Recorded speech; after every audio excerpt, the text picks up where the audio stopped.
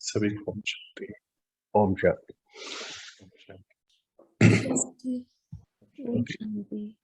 ओम शांति। चलिए हम अपना आज का दिन शुरू करते हैं। और बाबा ने आज हमें क्या ज्ञान समझाया और पढ़ाया, शुरू करते हैं। आज का टाइटल बहुत खास है। आज का चैप्टर बहुत ध्यान से हम समझेंगे और बाबा के बहुत वरदान हैं हमें आज। चलिए, तो टाइटल है वरदाता से प्राप्त हुए वरदानों को वृद्धि में लाने की विधि। जो बाबा से वरदान रोज मिलते हैं हमें, हाँ, कौन कौन से वरदान हैं, जैसे मास्टर सर्वशक्तिमान है और मास्टर अचेता है। हाँ, बाबा उस दिन कह रहे थे कि आप सभी क्रिएटर ऑफ ड्रामा है, मास्टर क्रिएटर अपने भाग्य का लिखने वाले, तो मास्टर क्रिएटर ऑफ भाग्य हैं। तो कितने सारे वरदान बाबा से हमें इस जीवन में मिलते हैं। इस जीवन को बहुत महत्वपूर्ण बताया गया, ब्राह्मण जीवन है। कल बाबा ने बोला ये जीवन तो बहुत मौज बनाने वाला है। तो एक एक दिन बाबा हमें कितना बहुत प्यार से, सुंदरता से, शांति से और धीरे धीरे आगे चला रहे हैं ज्ञान से। तो आज का जो टाइटल है वो है कि जो वरदाता से वरदान मिल रहे हैं बाबा से, उसको हम अपने जीवन में किस तरीके से यूज करें कि वो वृद्धि में आते चले जाएं, बढ़ते चले। हाँ, कि ऐसा ना हो कि बस उतना ही जितना बाबा ने बोला उतना नहीं, उससे अनेक गुणा वो बढ़ जाए। और जैसे हम सबको पता है कि ये संगम युग ही एक फाउंडेशन है अगले 21 जन्मों के लिए। तो किस तरीके से इसको अभी ऐसे यूज करें कि हमारा ये भाग्य अगले कल्प का बहुत बहुत हम जमा करें, अच्छे कर्म करके और बाबा की दी गई श्रीमत पे चल। तो चलिए शुरू करते हैं इसको, आज के चैप्टर को। आज बाबा अपने रूहानी छात्रक बच्चों को देख रहे हैं। हर एक बच्चा बाबा से सुनने के, मिलने के और साथ साथ परमात्मा समान बनने के छात्रक। सुनने से जन्म जन्मांतर की प्यास मिट जाती है। छात्रक को तो हम समझते हैं कौन है। ऐसा पक्षी है जो बारिश का इंतजार करता है और फिर बारिश का ही पानी पीता है। मतलब इतने उसके अंदर कंसंट्रेशन पावर है, इतना उसके अंदर ज्ञान है, समझ है और सहन शक्ति है इंतजार करने की। और फिर बारिश आती है और पानी मिलता है।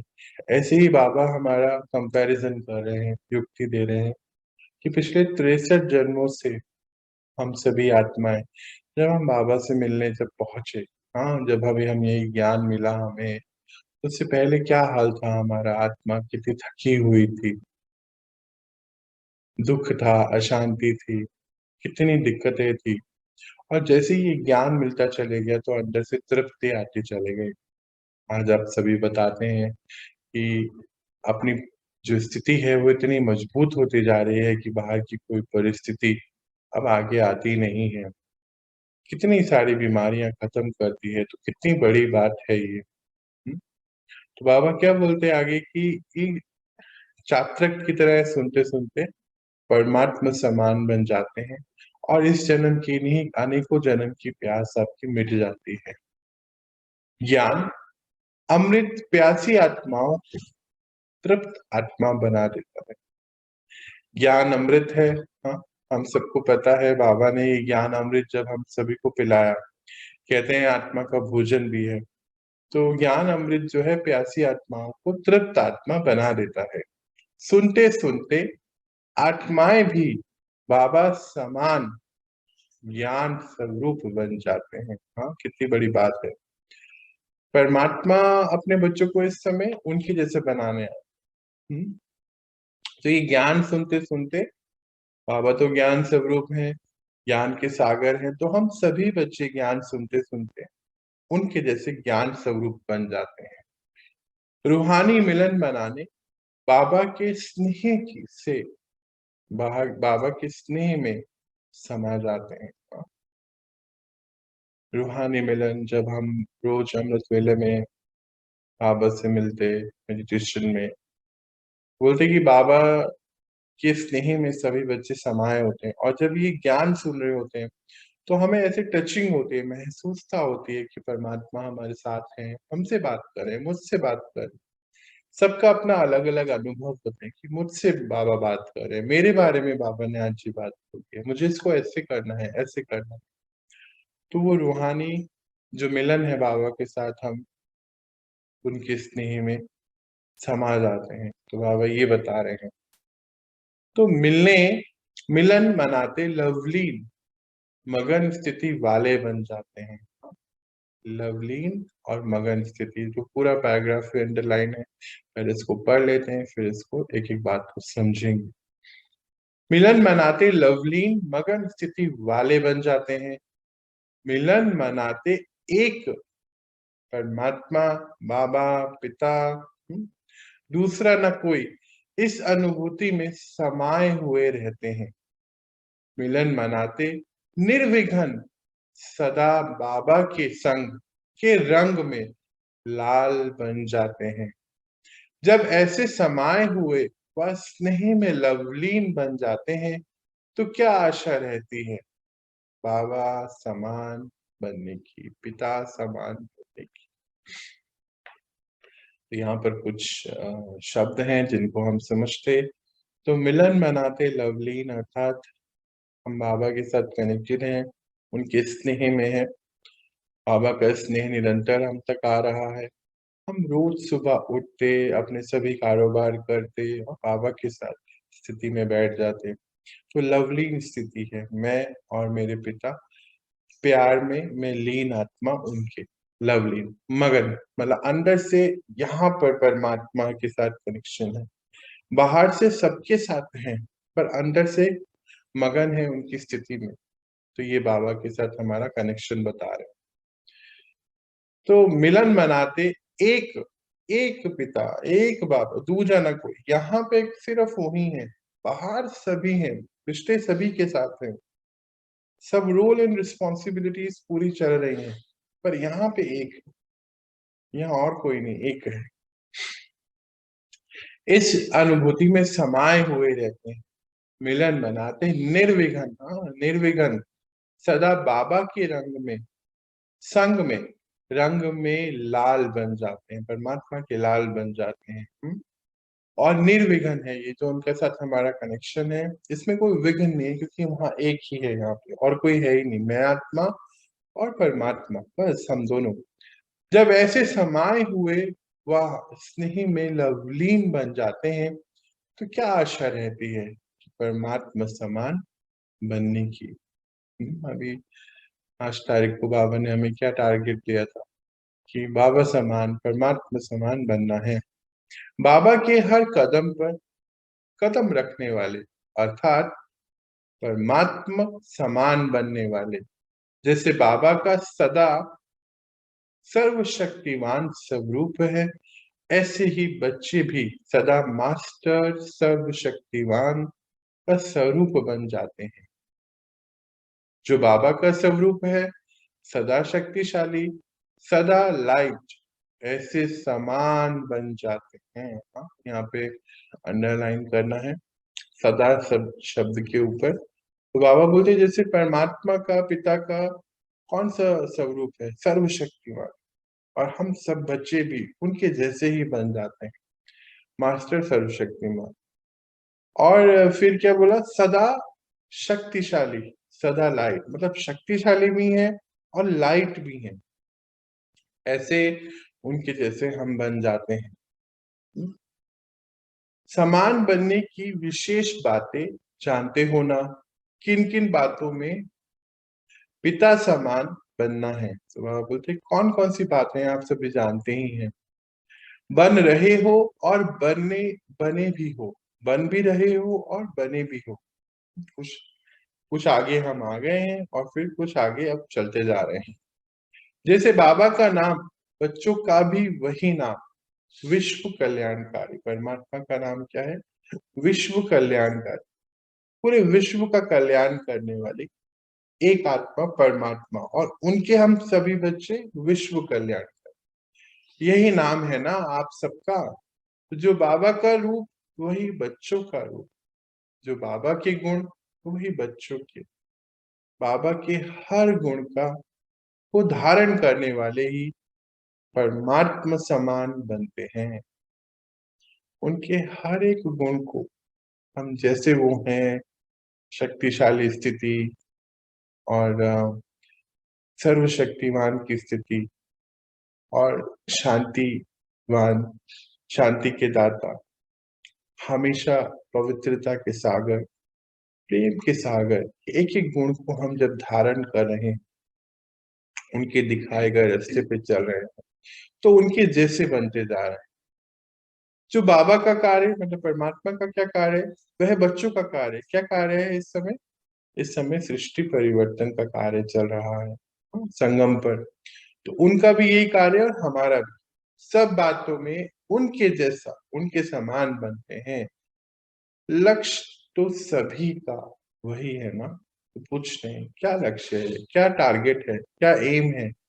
ये एम है ना कि सृष्टि को परिवर्तन करना है। तो सृष्टि परिवर्तन के इस एम में हम सभी आत्माएं लगी हुई हैं, उनके साथ, उनके जैसे सम्मुख रहने वाले नहीं, लेकिन समान बनने वाले। हाँ, कितनी बड़ी बात है, अंडरलाइन करेंगे इसको हम। एक जैसे मतलब कितनी बड़ी बात कि भगवान आके कह रहे हैं कि आप मेरे जैसे बनने वाले, सम्मुख रहने वाले नहीं। इसको ही कहा जाता है फॉलो फादर करने वाले। तो अपने को चेक करो, सब बातों में कहाँ तक परमात्मा समान, पिता समान बने हैं। समान बनने का वरदान आदि से बाबा ने बच्चों को दिया है। आदि का वरदान है सर्व शक्तियों से संपन्न भव।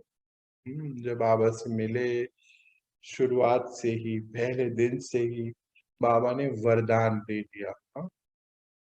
क्या वरदान दिया? सर्व शक्तियों से संपन्न भव। सारी ही शक्तियां।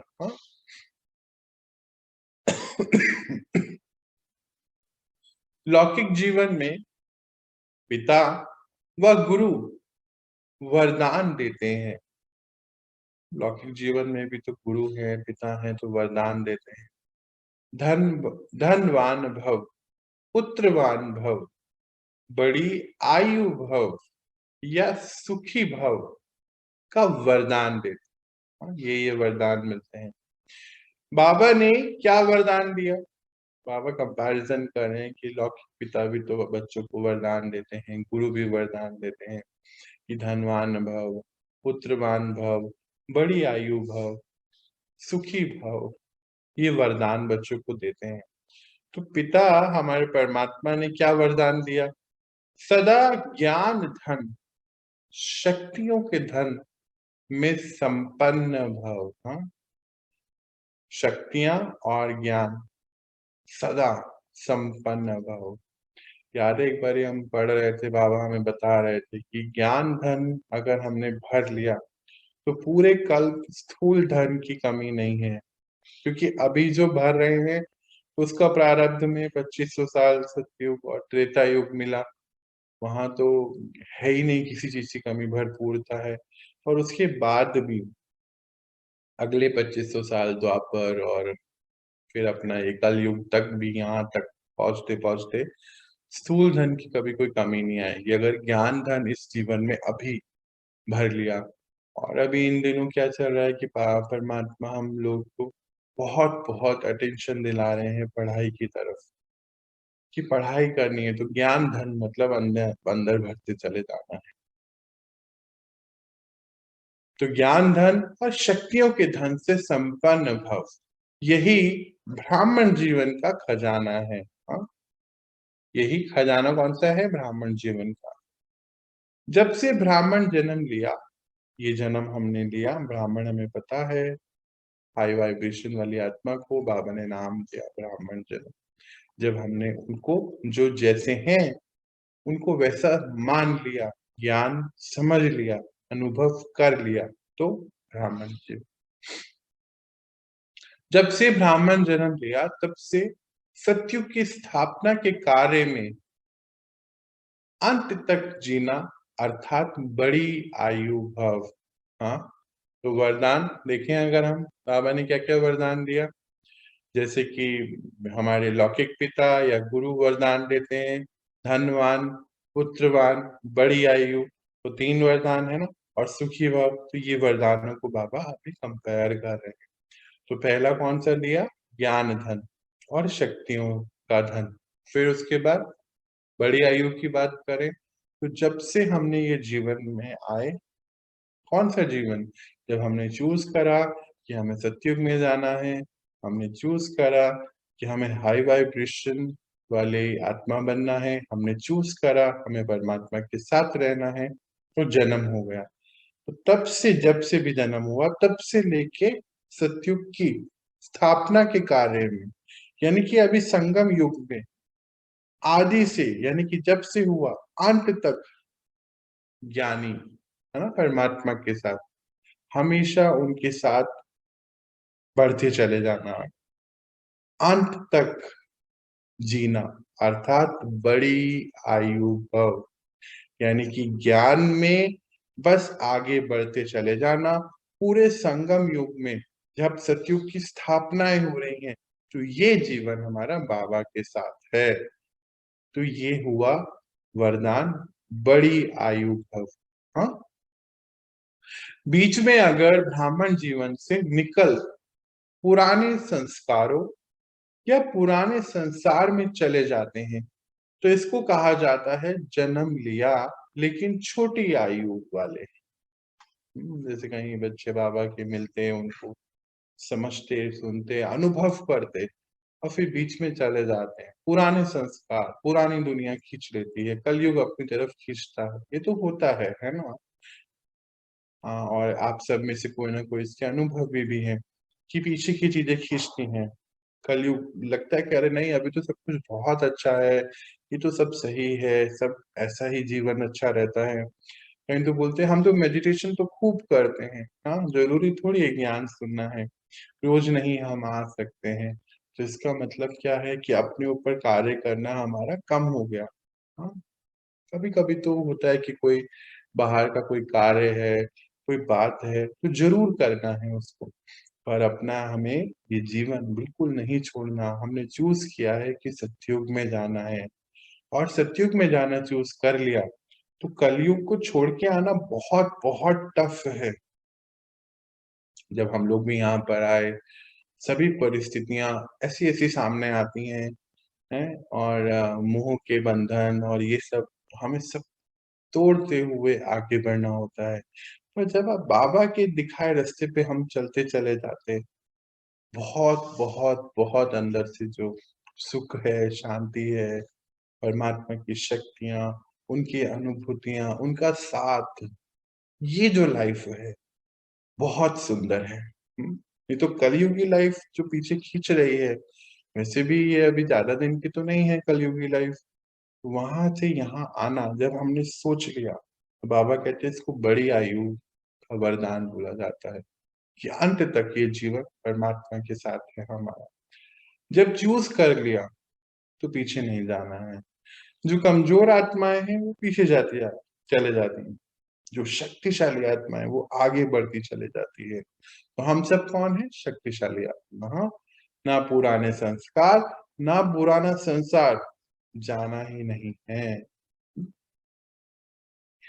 तो बाबा कहते हैं इसको जन्म अगर जो चले जाते तो वो छोटी आयु, क्योंकि ब्राह्मण जीवन से मृत्यु हो गई, यानी मर गए हैं।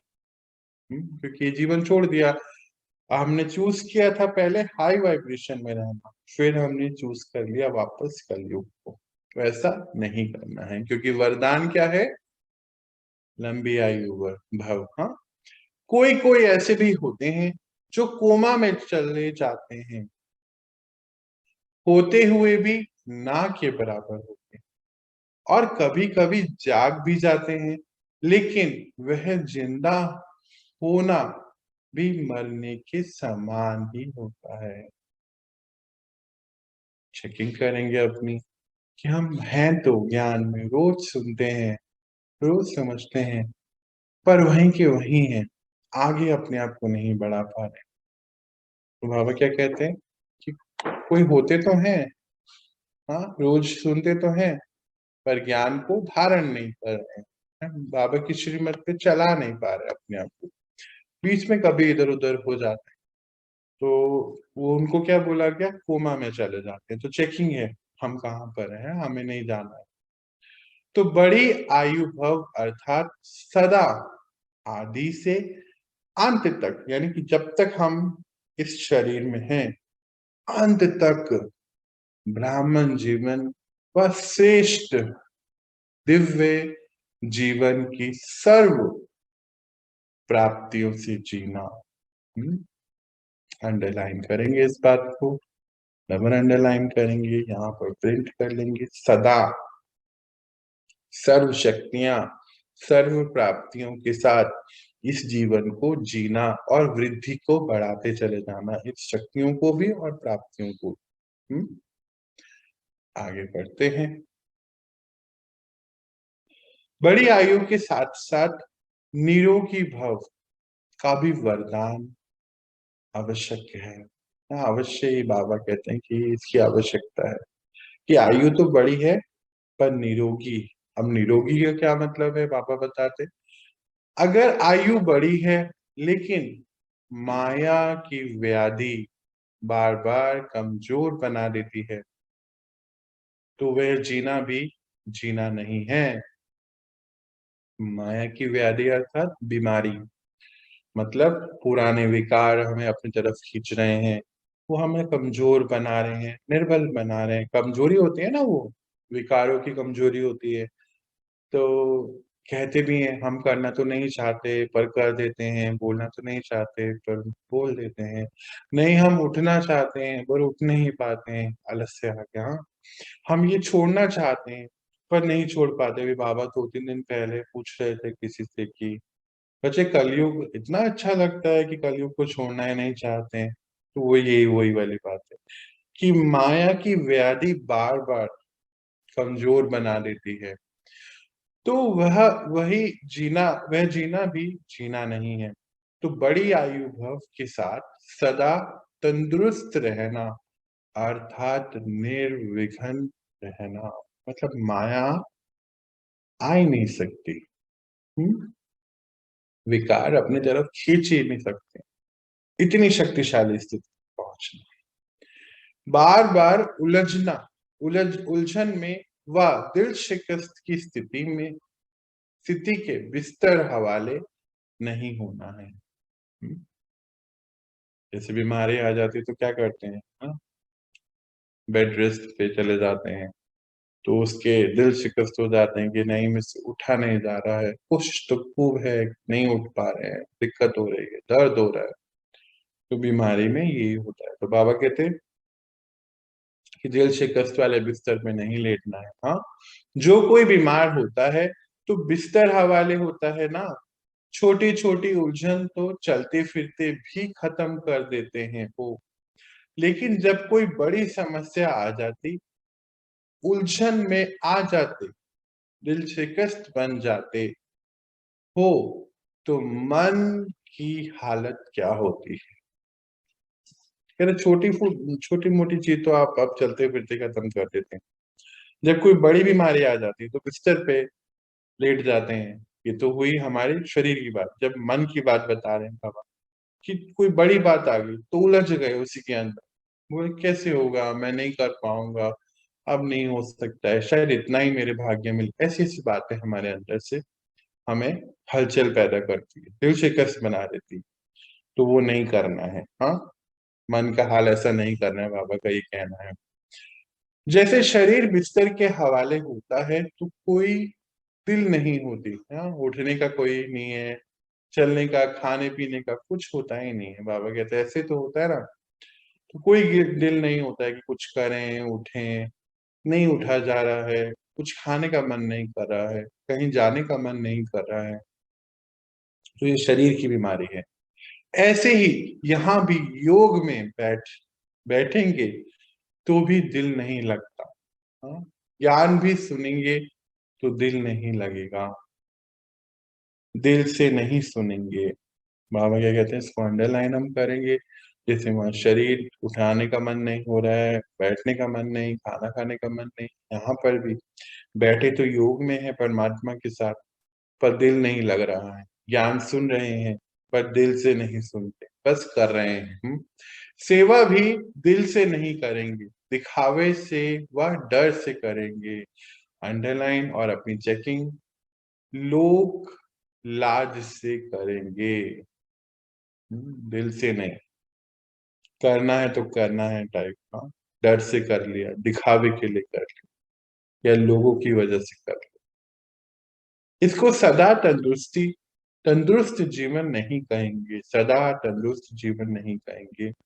तो बड़ी आयु भव अर्थात निरोगी भव, इसको कहा जाता है। हाँ, निरोगी भव भी बता दिया, ज्ञान धन भी बता दिया। अब आगे बढ़ते हैं। पुत्रवान भव, वत्स संतान भव, आपके संतान है, 2-4 बच्चे नहीं पैदा किए हैं, पूछ रहे हैं बाबा। हाँ? संतान भव का वरदान है ना, 2-4 बच्चों का वरदान नहीं मिलता, लेकिन जब बाबा परमात्मा समान मास्टर रचयिता की स्टेज पर, इस लाइन को हम ऐसे याद कर लेंगे। हाँ, जहां जहां भी ये बात हो रही है ना, बाबा बोलते 2-4 बच्चों का वरदान नहीं, अब उसको फिर समझेगा। जब परमात्मा समान स्थिति बन गई तो मास्टर रचयिता की स्टेज पर स्थित हो, तब तो यह सब अपनी रचना लगती है। विश्व की हर एक आत्मा, हम सभी बाबा के बच्चे हैं। बाबा के समान जब पहुंच गए तो फिर ऊपर से देखो, अभी हम देखेंगे परमधाम से, तो सब अपने ही लगते हैं, अपनी रचना लगती है। बेहद के मास्टर रचयिता बनना, यह बेहद का पुत्रवान। कैसा लग रहा है, समझ रहे हो ना बाबा क्या बता रहे हैं? मतलब विश्व की हर आत्मा, बाबा क्या बोलते हैं, आप तो कुल देवी कुल देवता हैं, तो वैसे भी तो 9 लाख आत्माएं पूरे विश्व की रचना करने वाली हैं, तो कुल देवी हैं, कुल देवता हैं। तो बाबा कहते हैं बेहद के, जब बेहद के पिता के बच्चे बेहद के हैं ना, तो मास्टर रचयिता बनना, यह बेहद का पुत्रवान भाव। तो अभी हम कभी कभी सोचते हैं मेरे बच्चे मेरे बच्चे, बाबा ने तो सोचो क्या बना दिया कि विश्व की हर आत्मा कौन है, आपके बच्चे हैं। इतना मतलब अटूट प्रेम उनके लिए, इतना ज्यादा अनकंडीशनल लव विश्व की हर आत्मा के लिए होना चाहिए। तो संतान भव हो जाता है, पुत्र भव और संतान भव हो जाता है। हद के नहीं कि जो 2-4 जिज्ञासु हमने बनाए, मतलब कि 2-3-4 आत्मा को बताते हैं, वो हद के नहीं होने चाहिए, ये मेरे नहीं, पूरा विश्व भी मेरे है, मेरा है। हर एक आत्मा मेरी अपनी है, हर एक आत्मा के प्रति मेरा बहुत प्रेम है। ये हमारी स्थिति बाबा चाहते हैं। मास्टर रचता की स्थिति स्टेज बेहद की स्टेज है, बेहद के पिता, हम सब बेहद के बच्चे। किसी भी आत्मा को व प्रकृति के तत्वों को भी, बहुत इंपॉर्टेंट है ये पैराग्राफ, किसी भी आत्मा को व प्रकृति के तत्वों को भी अपनी रचना समझ विश्व कल्याणकारी स्थिति से हर एक के प्रति कल्याण की शुभ भावना की शुभकामना रहती है। रचता की रचना प्रति यही भावनाएं रहती। विश्व की हर एक आत्मा, ये पंच तत्व, ये कौन है? ये मेरे हैं, ये भावना।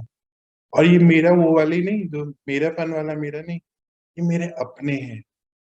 वो रचयिता पिता, हम उनके जैसे अगर बन गए तो ये मेरे हैं, मेरापन जैसे अपने बच्चों के प्रति आता है।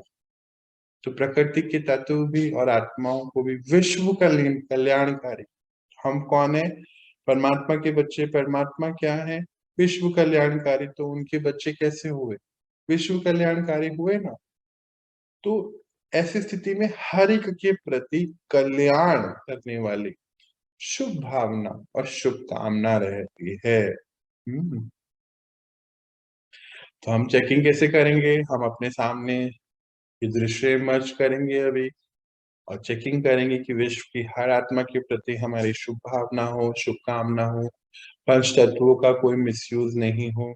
कई बार क्या करते हैं, हम चीजें इकट्ठी करते रहते हैं, है ना। हम समझते नहीं, कपड़े इकट्ठे कर रहे हैं, गहने इकट्ठे कर रहे हैं, बर्तन, ये सब चीजें प्रकृति से आ रही हैं, तो कितना ज्यादा हम उनका मिसयूज भी कर लेते हैं। कहाँ से आता है ये सब कपड़े? कहाँ से आ रहे हैं? सबको पता है कि प्रकृति से ही सब चीजें मिलती हैं, और तो कोई जरिया है नहीं, है ना। तो अब ध्यान रखते हैं इसका कि ये मैं कल्याणकारी आत्मा हूँ। परमात्मा सम्मान ये मेरे हैं, मेरे हैं, मेरेपन का। हाँ, ऐसे उनके लिए इतना प्रेम, अनकंडीशनल लव होना चाहिए। कोई भी चीज उठानी है, रखनी है, तरीका होता है। कई बार हम बहुत बेदर्दी से उसको ऐसे रख देते हैं, उनको इज्जत नहीं देते। पर अब जब बाबा ने बोला कि हम सब कौन है? विश्व कल्याणकारी, तो हर एक तत्व, हर एक आत्मा के प्रति मेरी शुभ भावनाएं, शुभकामनाएं। ऐसी स्थिति जब बेहद के मास्टर रचयिता बन जाते हो, तो कोई हद के आकर्षित नहीं कर सकती। कितनी बड़ी बात है, अंडरलाइन है, यहाँ पर प्रिंट करेंगे। जब बेहद के परमात्मा जैसे मास्टर रचयिता बन जाते, तो कोई हद की आकर्षण अपनी तरफ नहीं खींचेगी। सदा अपने को कहाँ खड़ा हुआ देखेंगे। जैसे वृक्ष का रचता बीज, जब वृक्ष की अंतिम स्टेज आती है, तो वह बीज ऊपर आ जाता है ना।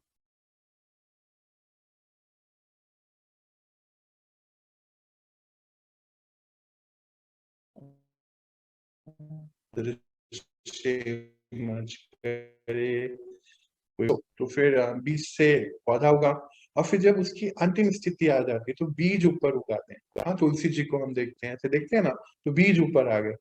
तो मतलब अंतिम स्थिति यानी कि बेहद की स्थिति पे पहुंच गया वो। तो बाबा कैसे उसका कंपैरिजन कर रहे हैं, जैसे वृक्ष के रचता बीज, हाँ, जब वृक्ष की अंतिम स्टेज आती, तो वह बीज ऊपर आ जाता है। हाँ, मतलब बीज से बीज बना, और अब वो बीज इतना पावरफुल है कि वो दूसरे पौधे को फिर एक नया पौधा बन सकता है। तो बीज से बीज ऊपर आ जाता है। तो वो स्थिति बाबा हमारी बता रहे हैं। ऐसे बेहद के मास्टर रचयिता सदा अपने को इस कल्प वृक्ष के ऊपर खड़ा हुआ अनुभव करेंगे। अभी हम देखेंगे कल्प वृक्ष को। हाँ, वैसे तो यूं हमने अनेकों बार देखा, रोज ही देखते हैं।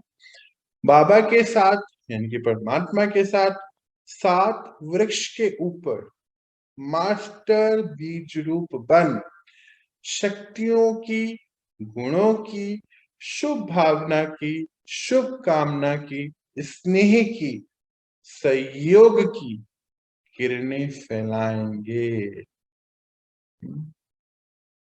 कैसा लग रहा है? गूज बम्प आ रहे हैं इसको समझ के? तो रोज हम क्या करते हैं, विद्रूप अवस्था में ऊपर जाते हैं, परमात्मा के साथ पूरे विश्व को शक्तियां देते हैं, प्रकाश देते हैं, शुभकामनाएं देते हैं। बाबा यही बता रहे हैं। जैसे सूर्य ऊंचा रहता है, तो सारे विश्व में स्वतः ही किरणें फैलती है ना। ये तो हम देखते ही हैं। चलो सीन को लेकर आते हैं अपने सामने। ये है कल्प वृक्ष, हम सब जानते हैं। तो 2 मिनट के लिए करें हम मेडिटेशन, छोटा सा बीज रूप स्थिति का। तो परमात्मा ऊपर बीज, हम सभी मास्टर परमात्मा के साथ परम धाम में, और ये पूरा वृक्ष फिर नीचे की ओर है। देख रहे हैं ना हम इसको, हम सब ऊपर हैं और ये नीचे की ओर है। तो विश्व की हर एक आत्मा के प्रति हमारी शुभ भावनाएं, शुभकामनाएं, गुणों की, ज्ञान की शक्तियां हम भेज रहे हों। चलिए आज हम बात की बजाय पहले ही ध्यान कर लेते हैं। चलिए शुरू करते हैं। छोटा सा कुछ ही मिनट का हम प्रोग्राम शुरू करते हैं। तो देखें अपने आप को बीज रूप अवस्था, यानी कि मैं पॉइंट ऑफ लाइट, परम धाम, परमात्मा के साथ इस समय का सबसे बड़ा और महत्वपूर्ण रोल निभा रहे हैं।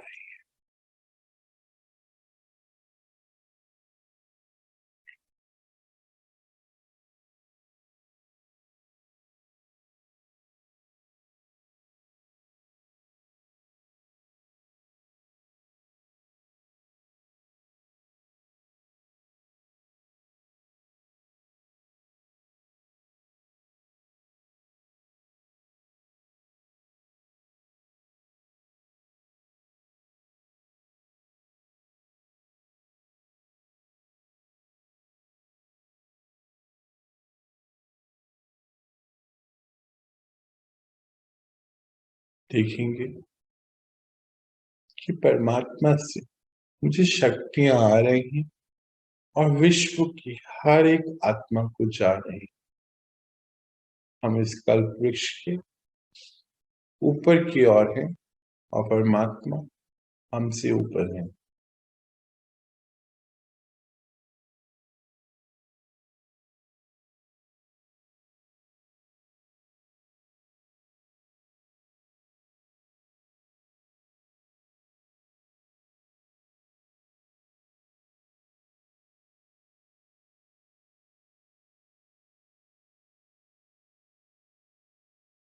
चलिए आते हैं अपनी नॉर्मल स्थिति में, लौट आए। अब शुरू आगे का, तो ये है बीज रूप स्थिति। तो ऐसे मास्टर रचयिता व मास्टर बीज रूप बन सारे वृक्ष को किरणों व पानी, किरणें व पानी दे सकते हो। तो अभी हमने क्या किया, बाबा के साथ चले गए परम धाम में, बीज रूप स्थिति में विश्व की हर आत्मा को शुभ भावनाएं, शुभकामनाएं, शक्तियां, ये सब प्रदान किया। तो बोलते ऐसी किरणें व पानी दे सकते हो। तो कितनी संतान हुई, हम पूछते हैं बाबा कि एक दो है तो कितनी हुई, एक दो की बात ही नहीं है, सारे विश्व आपकी रचना हो गई ना। तो मास्टर रचिता भव, इसको कहते हैं पुत्रवान भव। तो कितने वरदान हैं, इसको ही कहा जाता है परमात्म समान बनना। जन्मते ही यह सब वरदान हर एक ब्राह्मण आत्मा को बाबा ने दे दिए हैं।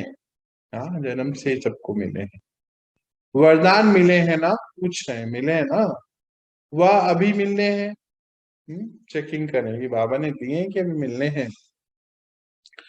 जब कोई भी वरदान किसी को मिलता है तो वरदान के साथ वरदान को कार्य में लगाने की विधि भी सुनाई जाती है। अगर वे विधि नहीं अपनाते तो वरदान का लाभ नहीं ले सकते।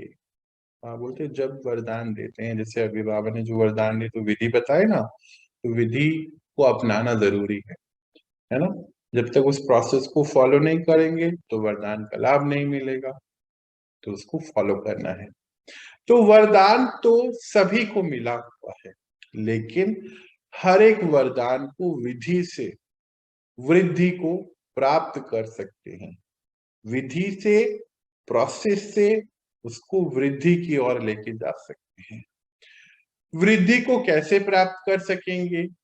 उसकी विधि सबसे सहज और सबसे श्रेष्ठ यही है, जैसे समय उस परमाण वरदान स्मृति में आए और स्मृति में आने से समर्थ बन जाएंगे और सिद्धि स्वरूप बन जाएंगे। कोई परिस्थिति आ गई जहां हमें अपनी शक्तियों को यूज करके उस परिस्थिति को पार करना है, और उसी समय हमें वरदान याद है कि बाबा ने हमें बोला है कि कोई भी परिस्थिति, कोई विघ्न आपके सामने टिक ही नहीं सकती। क्यों? क्योंकि आप सर्वशक्तिमान के बच्चे हैं। तो जब ये स्थिति में आ गए तो वो याद आ गया वरदान। तो अगर हम उसको क्रॉस करते चले गए अपनी शक्तिशाली स्थिति में, तो हमारा ये वरदान जैसे ही समय आया नया फलीभूत हो जाएगा, सिद्धि प्राप्त हो जाएगी। हमें क्या होगा? एक्सपीरियंस हो जाएगा, अरे ये परिस्थिति आई तो मैंने इसको ऐसे यूज किया, तो कोई भी परिस्थिति आएगी तो मुझे पीछे नहीं हटना है। ये हमारा अनुभव बढ़ता चले जाएगा। बाबा ने बोला कि समय परमाण उसको यूज करना है तो वृद्धि में आएगा, है ना। ऐसा ना हो कि समय निकल जाए फिर याद आए, अच्छा अरे हाँ बाबा ने तो ऐसा बोला था, चलो मैं नेक्स्ट टाइम। ऐसा नहीं, उसी समय तभी उसको समर्थ बनाएंगे और सिद्धि के स्वरूप बन जाएंगे। हाँ, जितना समय परमाण कार्य में लगाएंगे उतना वरदान वृद्धि को प्राप्त करता रहेगा, अर्थात सदा वरदान का फल अनुभव करते रहेंगे। इतने श्रेष्ठ शक्तिशाली वरदान मिले हुए हैं ना, सिर्फ अपने प्रति कार्य में लगाएं, फल प्राप्त कर सकते हो। लेकिन मतलब सिर्फ अपने लिए नहीं, आप अन्य आत्माओं के लिए भी इसको लगा सकते हैं वरदानों को, और उनको भी बाबा से वरदान दिला सकते हैं, प्राप्त करा सकते हैं, योग्य बना सकते हैं। बाबा ये बताना चाहते हैं। फिर इसको हम पढ़ते हैं बाबा के ऑफिशियल महावाक्य को। क्या है बाबा ने बताया? जितना समय परमाण कार्य में लगाएंगे उतना वरदान वृद्धि को प्राप्त करता रहेगा, अर्थात सदा वरदान का फल अनुभव करते रहेंगे।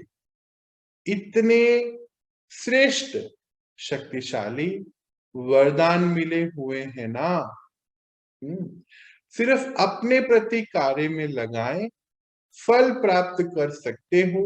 लेकिन अन्य आत्माओं को भी वरदाता परमात्मा से वरदान प्राप्त कराने के योग्य बना सकते हो।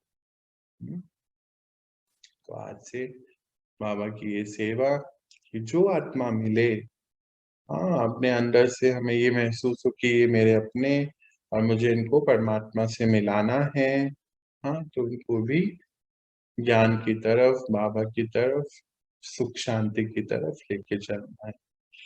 यह संगम युग का वरदान 21 जन्म भिन्न रूप से साथ में रहता है।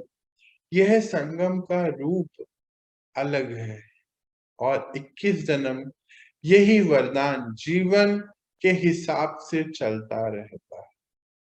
एक जन्म ये और फिर संगम का, और 20 जन्म सतयुग और त्रेता युग के। 21 जन्म तक अलग अलग रूप में ये सारे वरदान, ये सभी शक्तियां हमारे साथ रहती हैं, बाबा ये बता रहे हैं। लेकिन वरदाता और वरदान, वरदाता और वरदान प्राप्त होने का समय अभी है। हाँ, बहुत इंपॉर्टेंट लाइन है, अभी अभी का है। तो ये चेक करो कि सर्व वरदान कार्य में लगाते सहज आगे बढ़ रहे हो।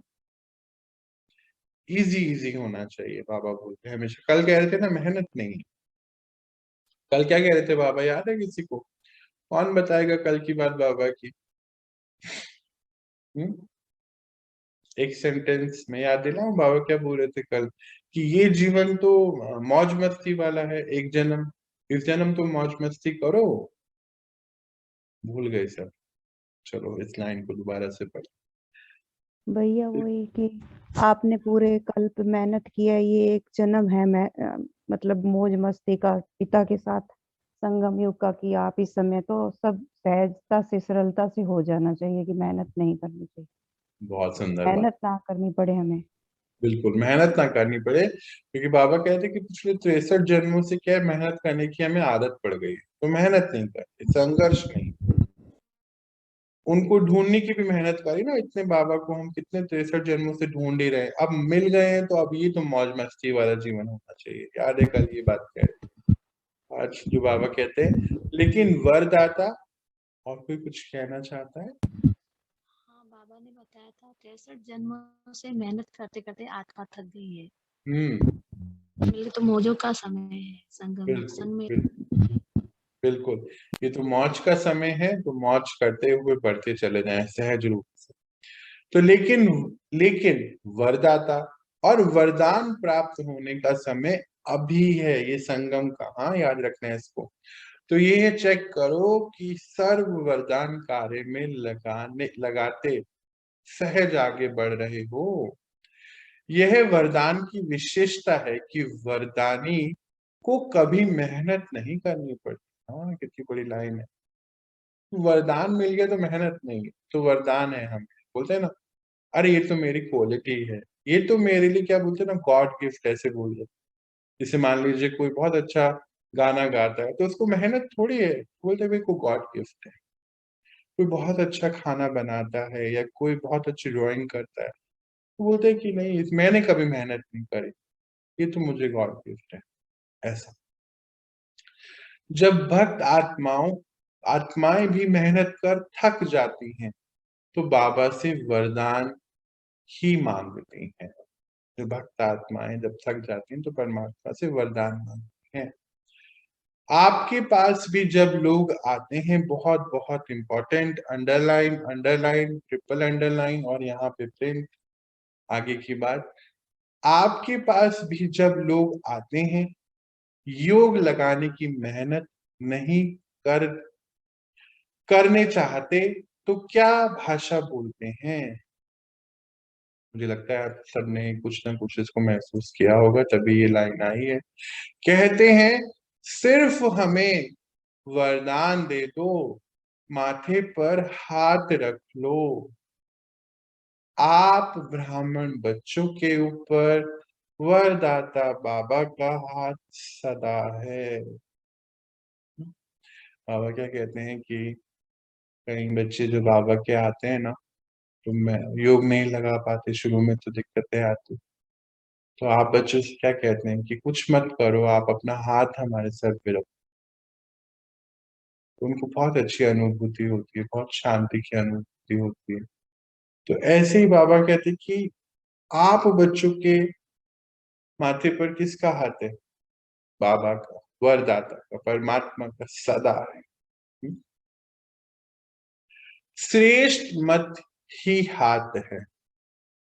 स्थूल हाथ तो नहीं हो सकता ना बाबा, है क्या स्थूल हाथ? नहीं है। तो श्रेष्ठ मत, बाबा की जो श्रीमत है ये हमेशा हमारे साथ है और यही उनका हाथ है। तो 24 घंटे, भाई स्थूल हाथ तो 24 घंटे नहीं रहेगा ना, तो श्रेष्ठ मत बाबा की श्रीमत साथ में है। ये बाबा के श्रेष्ठ मत का वरदान रूपी हाथ सदा बच्चों के ऊपर है। अमृत वेले से लेकर रात को सोने तक हर एक श्वास के लिए, हर संकल्प के लिए, हर कर्म के लिए श्रेष्ठ मत का हाथ है ही। इसी वरदान को विधि पूर्वक चलाते चलो तो कभी भी मेहनत नहीं करनी पड़ेगी। जैसे देवताओं के लिए गायन है इच्छा मात्र अविद्या, यही है फरिश्ते जीवन की विशेषता। देवताई जीवन में तो इच्छा की बात ही नहीं, तो ब्राह्मण जीवन तो फरिश्ता जीवन बन जाता, अर्थात कर्मातीत स्थिति को प्राप्त हो जाते हैं। बाबा ने दो बातें यहाँ पे कही। क्योंकि वरदाता हमेशा साथ है, उनका हाथ हमारे ऊपर हमेशा साथ है श्रीमत के रूप में। अमृत वेले से लेके कैसे सोचना है, क्या क्या करना है, इजी इजी इजी बना दिया बाबा ने। हाँ, फिर बोलते जैसे देवताओं का इच्छा मात्र, मतलब इच्छा ही नहीं है कि पूरी भरपूरता है। तो फरिश्ता जीवन कैसा है आपका? इस जीवन में भी देवता ही जीवन है, देवता कल बन रहे हैं पर जीवन आज बना रहे हैं, है ना। तो ब्राह्मण जीवन जो है हमारा आज का जो फरिश्ता जीवन है, ये कर्मातीत स्थिति का है, को प्राप्त करने के लिए हो जाता है। तो कैसे करेंगे अभी बाबा वो बता रहे हैं। किसी भी शुद्ध कर्म व व्यर्थ कर्म व विकर्म व पिछला कर्म, किसी भी कर्म के बंधन में बंद करना, इसको कर्मातीत अवस्था नहीं कहेंगे। ये अंडरलाइन करेंगे और इसको समझेंगे हम कि हम किसी चीज से बंध तो नहीं रहे हैं इस जीवन में। हाँ, कोई पुरानी चीज खींच तो नहीं रही है, कोई बंधन तो नहीं हमें बांध के रख रहा है। अगर बंधन से कोई भी कर्म कर रहे हैं तो कर्मातीत नहीं है। बाबा ने हमें क्या सिखाया है? हर कर्म को संबंध से करना है। कर्म के संबंध में आए, डिटैच है यहाँ से, संबंध में आए, कर्म किया और फिर वापस अपनी डिटैचमेंट की स्थिति। मतलब कर्म के कर्म फल से अटैच ना होना, इसको बोलते हैं कर्मातीत अवस्था। एक ही कर्म का संबंध, हाँ, एक ही कर्म का संबंध, एक है बंधन। तो जैसे ये गायन है, हद की इच्छा से अविद्या, मतलब इच्छाएं नहीं, हाँ, कोई बंधन नहीं है कि ये करेंगे तो ऐसा होगा, ऐसा कुछ नहीं। बाबा ने बताया और हम कर रहे हैं। ऐसे वरदानी आत्मा अर्थात मुश्किल शब्द की अविद्या, बोझ से अविद्या, हाँ अंडरलाइन, ना बोझ है ना मुश्किल है। कहीं बोलते ना अरे इतना मुश्किल है, हम कैसे करेंगे, सुबह उठना पड़ता है, हाँ, और सुबह सुबह कौन उठेगा, इतनी ठंडी है, कंबल छोड़ने का तो मन, नहाने का तो सुबह मन ही नहीं होता है, हाथ पानी में डालो तो जम जाता है। बोझ हो गया ना ये। बोझ कैसा होता है? क्या बोझ से हम कभी अपना लक्ष्य प्राप्त कर सकते हैं? बिल्कुल भी नहीं होगा। बाबा कहते बोझ से अविद्या, मुश्किल शब्द से अविद्या, मालूम ही नहीं है क्या होता है। तो वरदानी आत्मा अर्थात मुश्किल जीवन से अविद्या, कितनी इंपॉर्टेंट पूरा पैराग्राफ, ऐसा लगता है कि यहाँ पे इसको प्रिंट करना चाहिए। क्या बोले बाबा? मुश्किल शब्द से अविद्या, मुश्किल है ही नहीं, इतना इजी इजी इजी बाबा ने बना के दिया सब चीज। तो इसको कहा जाता है वरदानी आत्मा। तो बाबा समान बनना अर्थात सदा वरदाता से प्राप्त हुए वरदानों से पलना। यार 2 दिन पहले क्या बाबा बोल रहे थे कि वरदानों से पलने वाले आत्माएं हैं। सदा निश्चित विजय अनुभव करना, ना चिंता, कोई चिंताएं है नहीं, पर विजय तो निश्चित है, ये अनुभूति में रहना। कई बच्चे पुरुषार्थ तो बहुत अच्छा करते हैं, लेकिन पुरुषार्थ को बोझा अनुभव होना, हाँ होना, यह यथार्थ पुरुषार्थ नहीं है। पुरुषार्थ का अगर बोझा, जैसे अभी बता रहे थे ना, सुबह उठना होता है, सुबह हम कैसे उठें, अच्छा हमें क्या लहसुन प्याज छोड़ना पड़ेगा? यहाँ से छोड़ते ही नहीं है उसको, भले ना खाएं पर यहाँ लहसुन प्याज चलता रहता, चलता रहता। बोझा हो गया ना, फिर बोझा हो गया तो फिर पुरुषार्थ कैसा? समझना है। अटेंशन रखना, यह ब्राह्मण जीवन की विधि है। हाँ, इसको इस पूरे जो अभी लाइनें आ रही हैं आने वाले बस क्लास के 2 पेज हैं, इसको ऐसे ऐसे बिल्कुल यहाँ पर रख लेना है उसको। अटेंशन रखना ये इस ब्राह्मण जीवन की विधि है। इसको भी यथार्थ अटेंशन नहीं कहा जाएगा। अगर अटेंशन में नहीं रहे तो यथार्थ अटेंशन नहीं कहा जाएगा। कैसे? जैसे जीवन में स्थूल नॉलेज रहती है कि यह चीज अच्छी है, यह बात करनी है, ये नहीं करनी है, तो नॉलेज के आधार पर जो नॉलेजफुल होते हैं उनकी निशानी है, उनको नेचुरल अटेंशन रहता। यह खाना है, ये नहीं खाना है, यह करना है, ये नहीं करना है। हर कदम पर टेंशन नहीं रहता कि ये करूं या नहीं करूं, ये खाऊं या नहीं खाऊं। ऐसे हाँ नेचुरल, इसको क्या बोलेंगे बाबा, कि नेचुरल स्थिति में रहनी चाहिए। नेचुरल नॉलेज की शक्ति से अटेंशन, टेंशन वाले नहीं। यहाँ जाऊं, यहाँ चलूं, ना चलूं, ये करूं, ये खाऊं, ये पीऊं, ये सब नहीं। तो बाबा क्या कहते हैं कि जो ब्राह्मण जीवन है वो नेचुरल अटेंशन वाला, टेंशन वाला बिल्कुल नहीं। पर अगर हम बोले अरे ऐसा भी करना पड़ेगा, ये भी होता है क्या, ऐसे करना होगा, अच्छा सुबह उठना पड़ेगा, अच्छा नहाना भी है, अच्छा ये भी करना है, फिर वो तो टेंशन हो जाएगा ना, बोझा हो जाएगा। फिर बोझे का करेंगे काम तो फिर उसका कोई फायदा है? कोई फायदा नहीं। यहाँ तो अंदर हलचल है और फिर कर भी रहे हैं, तो वो नहीं चाहिए, नेचुरल होना चाहिए। बाबा इसके लिए फिर युक्ति देते, जैसे बाहर के जीवन में आपको पता है मुझे ये खाना है, ये नहीं खाना, यहाँ जाना है या नहीं जाना, यहाँ चलूं ऐसे चलूं, ये सब पता है, तो नेचुरल है ना। अब इसमें क्या करना है? तो बाबा ने तो हर चीज, हर कर्म, हर सोच का एक एक सेकंड का नॉलेज दे दिया है, तो फिर अटेंशन रखना नेचुरल हो जाना चाहिए। और बोले भी ये कि ये अटेंशन वाला ही जीवन है। ऐसे यथार्थ पुरुषार्थी का हर कदम, हर कर्म में नेचुरल अटेंशन रहता है कि क्योंकि नॉलेज की लाइट माइट स्वतः यथार्थ रूप से, यथार्थ रीति से चलाती है। तो पुरुषार्थ भले करो, अटेंशन जरूर रखो, लेकिन टेंशन के रूप में नहीं। अंडरलाइन अंडरलाइन अंडरलाइन, यहाँ पर प्रिंट। क्या बोला बाबा ने? हर कदम, हर कर्म नेचुरल अटेंशन से रहता है। क्यों? क्योंकि नॉलेज की लाइट और माइट, परमात्मा की लाइट और माइट, नॉलेज की यानी कि ज्ञान की शक्तियां हमारे साथ है, तो इजी इजी इजी है सब कुछ, टेंशन नहीं। जब टेंशन में आ जाते हो तो चाहते हो बहुत काम करने हैं, वह बनने चाहते हो, बोला ना, करना तो चाहता हूँ, बनना तो चाहता हूँ, पर होता नहीं है।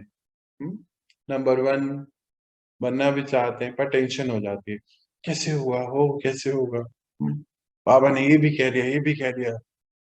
कई तो क्या कहते हैं, भगवान ने गलत कह दिया, भगवान ने गलत कर, भगवान ने भी गलत किया, ऐसे बोल देते हैं। सोचो मति कहाँ है, भगवान गलत कर रहा है कोई? हाँ, सोचो समझो क्या कह रहे हो। जब टेंशन में आ जाते हो तो चाहते हो बहुत काम करने, वह बनने चाहते हो नंबर 1, लेकिन टेंशन जितना चाहते हो उतना करने नहीं देता। जो बनना चाहते हो वो बनने नहीं देता, तो टेंशन टेंशन को पैदा करता है, क्योंकि जो चाहते हो वह नहीं होता है, तो टेंशन बढ़ता है। अंडरलाइन, टेंशन टेंशन को पैदा कर देता है, जो चाहते हो वो नहीं कर पाते हो, मुश्किल लगता है, तो टेंशन बढ़ता चले जाता है और पीछे चले जाते हो। तो ऐसा नहीं करना है। तो पुरुषार्थ सभी करते हो, लेकिन कोई ज्यादा पुरुषार्थ को भारी कर देते और कोई फिर बिल्कुल अलबेले में हो जाते। अभी क्या किया, टेंशन वाली बात बताई बाबा ने कि बिल्कुल भारी भारी कर दिया, बोझा बना दिया, और फिर कुछ अब क्या करते हैं उसके बारे में चेकिंग है हमारी, कुछ बिल्कुल अलबेले, मतलब बिल्कुल अरे हो जाएगा ना, ठीक हो जाएगा, क्या बात है, ठीक है 2 दिन नहीं भी उठते हैं तो चलता है, 4 दिन क्लास में नहीं गए तो चलता है, कुछ नहीं होता, कहीं दुनिया नहीं भाग रही है, ऐसा। तो बिल्कुल अलबेले हो जाते। हाँ, जो होना होगा हो जाएगा, देखा जाएगा, कौन देखता है, कौन सुनता है, तो ना वह अच्छा, ना वह अच्छा, ना तो वो अच्छा, ना वो अच्छा। इसीलिए बैलेंस से बाबा की ब्लेसिंग, कितना सुंदर है ये लाइन, इसीलिए बैलेंस से बाबा की ब्लेसिंग, वरदानों को अनुभव करो, सदा बाबा का हाथ मेरे ऊपर है। इस अनुभव को सदा स्मृति में रखो। जैसे भक्त आत्माएं स्थूल चित्र को सामने रखती हैं कि माथे पर वरदान का हाथ है, तो आप भी चलते फिरते बुद्धि में ये अनुभव का चित्र सदा स्मृति में रखो कि उनका वरदान का हाथ मेरे ऊपर है। भक्त आत्माएं ऐसा समझती हैं, तो आप ऐसा अनुभव करोगे भी, जब भी करते चले जाओगे। समझा? बहुत पुरुषार्थ किया, अब वरदानों से पलते उड़ते चलो। बाबा के ज्ञान दाता विधाता का अनुभव किया। जब वरदाता का अनुभव करो, तो आप बोले कि ज्ञानदाता वरदाता सारे अनुभव करते चलो, इजी रहो, वरदानों से पलते रहो, उठते रहो, यही अनुभव करो। अच्छा, हमारे को फेवरेट सेंटेंस, अच्छा बोला अर्थात, मतलब जब आपने सब समझ लिया तो आप कर ही लेंगे। और अच्छा, बाबा के प्रति हमारा धन्यवाद, बहुत बहुत बहुत शुक्रिया बाबा कि इतना आगे बढ़ाया हम सभी को। हाँ, आज हम इतना ही पढ़ेंगे। किसी को कुछ समझना है, कोई पॉइंट, कोई मन की बात, तो पूछ सकते हैं। तो आज हम, हाँ जी, कोई कुछ पूछना चाहते हैं? हेलो। हाँ जी। आज का मेरा एक अनुभव है बहुत ही सुंदर, कि जहाँ पर आप बैठे हो तो आपकी बॉडी के ऊपर एक व्हाइट लाइट इतनी जबरदस्त आ रही थी, बहुत जबरदस्त आ रही थी। ऐसा अनुभव एक बार और मैंने किया था कि जब तब एक व्हाइट लाइट आपके साथ ही बहुत सुंदर चमकता हुआ सितारा था, और जब आपने ओम शांति बोला तो वो सितारा ऊपर चला गया। ये एक पहले की बात है। आज भी मैंने अनुभव किया कि ऐसा लग रहा था बहुत बहुत ज्यादा व्हाइट लाइट में बैठे हैं आप। बाबा की गद्दी पे जब हम बैठते हैं, सभी के साथ ऐसा अनुभव होता है कि बाबा की शक्तियां हम तक पहुंचती हैं और ये सभी कारोबार कराती हैं, है ना। बाबा कहते भी हैं कि बस निमित्त बना के आप बैठिए, बाकी तो कार्य बाबा अपने आप करा रहा है। तो वही अनुभूति आपको भी हुई होगी जब। तो चलिए। पढ़ रही थी, मुझे भी ऐसा अनुभव हो रहा था, वहां से मुझे भी आ रही है लाइट। बहुत सुंदर रहेगा। तो आज हम इतना ही पढ़ेंगे, और अभी मैं आपसे रिलीज ले रहा हूँ, है ना। आज मुझे टारगेट दिया था बाबा ने 1 घंटे में खत्म करना है, पूरा समझा के खत्म करना है। ऑलरेडी मैं 1 घंटा 4 मिनट पे पहुंच गया हूँ। अभी टाइम के हिसाब से बाबा ने रिस्ट्रिक्शंस हम लोगों के ऊपर भी लगा दी हैं कि पूरा अच्छे से समझाना भी है और समय कम लेके समझाना है, ताकि उनके बच्चे और कार्यों में भी लग सके, अपने ऊपर भी समय दे सकें और क्लासेस को भी अच्छे से अटेंड कर, सभी कारोबार अच्छे से चलते रहें। और तरफ पुष्पा दीदी का माइक्रोफोन ऑन हुआ, दीदी पूछना चाहते हैं?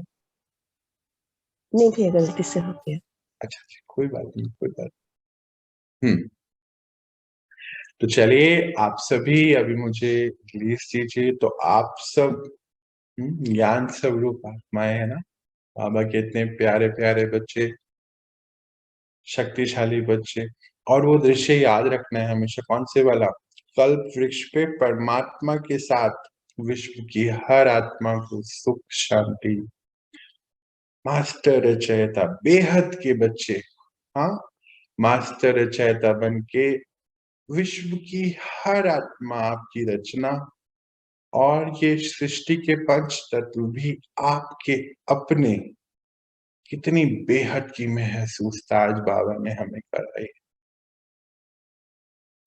इसी महसूसता में हम हमें हमेशा रहना है। सभी के प्रति शुभ भावनाएं, शुभकामनाएं और सभी को हिम्मत के, सुख के, शांति के, शक्ति के पंख लगाते चलना है। और विश्व की हर एक आत्मा हमारी अपनी, ये पंच तत्व हमारे अपने, जो सभी के लिए अनकंडीशनल प्रेम, लव, हाँ। तो चलिए आप सभी बाबा के मीठे बच्चों को मेरा बहुत बहुत स्नेह, दिल की दुआएं, शुभ भावनाएं। आप सदा खुश रहें और सभी आत्माओं को खुशियां, शांति, सुख प्रदान करें। शांति।